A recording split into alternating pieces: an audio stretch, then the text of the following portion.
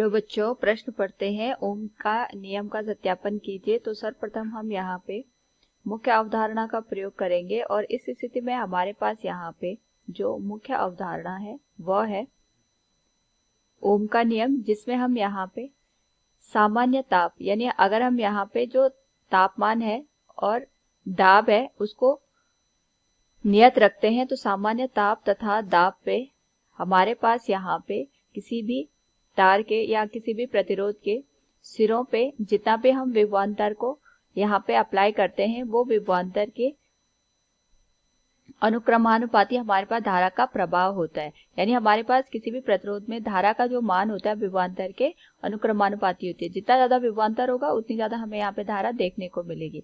और जब हम अनुक्रमानुपाती का यहाँ पे चिन्ह हटा देते हैं तो हमारे पास एक नियतांक मिलता है जिसको हम प्रतिरोध का नाम देते हैं।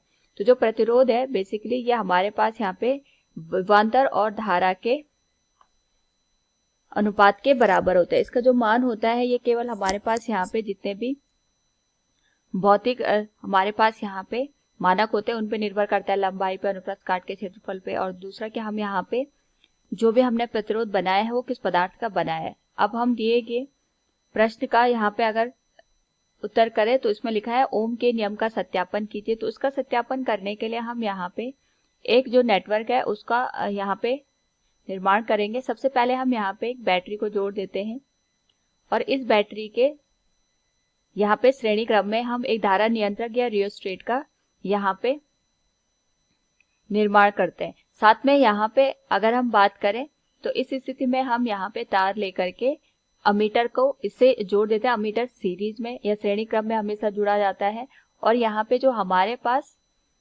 अमीटर का काम होता है ये कितनी धारा यहाँ पे प्रवाहित हो रही है उसको ये यहाँ पे मापने का काम करता है। यानी जितना अमीटर का पाठ्यांक होगा वो हमें यहाँ पे इस नेटवर्क में बहने वाली धारा को बताएगा।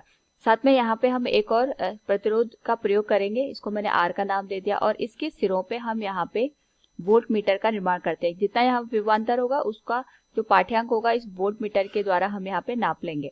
अब इस स्थिति में हमने जो यहाँ पे धारा नियंत्रक या रियोस्टेट का निर्माण कराया है, साथ में हम यहाँ पे कुंजी का प्रयोग भी कर सकते हैं। हमने कुंजी को यहाँ पे दर्शाया नहीं है। कुंजी का प्रयोग हम यहाँ पे नेटवर्क को यहाँ खोलने या फिर यहाँ पे जो हमारे पास नेटवर्क होता है उसमें धारा प्रवाहित करवानी है नहीं करवानी है उसके लिए हम यहाँ पे प्रयोग करते हैं। अब इस स्थिति में जैसे हम यहाँ पे धारा नियंत्रक को इस सिरे के साथ जोड़ेंगे तो सबसे पहले हम यहाँ पे देखेंगे हमने जो बैटरी यहाँ पे लगाई है उसके द्वारा नेटवर्क में यहाँ पे धारा का प्रवाह होता है। कितनी धारा बहेगी वो हम यहाँ मीटर से देख लेंगे। और यहाँ पे जो प्रतिरोध हमने लगाया है उसके सिरों पे कितना विभवांतर है वो हम यहाँ पे V से माप सकते हैं। इस स्थिति में सर्वप्रथम हम यहाँ पे जो धारा नियंत्रक या रियोस्टेट का हमने यहाँ पे प्रयोग किया है उसका जो मान है वो अधिकतम रखते हैं। अब जब हम अधिकतम रखेंगे उस स्थिति में हमारे पास यहाँ पे जो धारा का मान होगा वो सबसे कम हमें देखने को मिलेगा।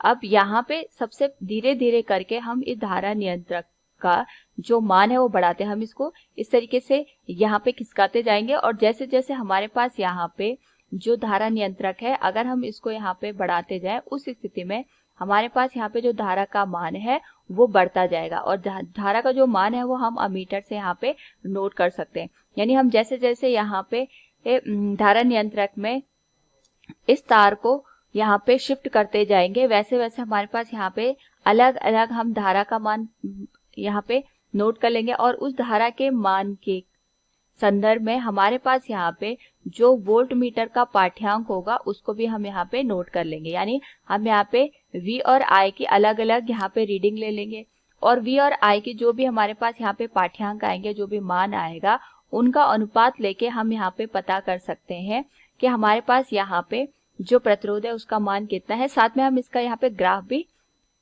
यहाँ पे ड्रॉ कर सकते हैं। अगर हम बात करें यहाँ पे हम ये मान के चलते हैं, हम एक उदाहरण के द्वारा इसको समझते हैं। अगर हमारे पास यहाँ पे जो धारा का मान है वो 2 एम्पियर है, उस स्थिति में हम ये मान के चलते हैं हमारे पास यहाँ पे जो विभवांतर का मान होगा प्रतिरोध के किनारों पे वो 4 वोल्ट के बराबर होगा।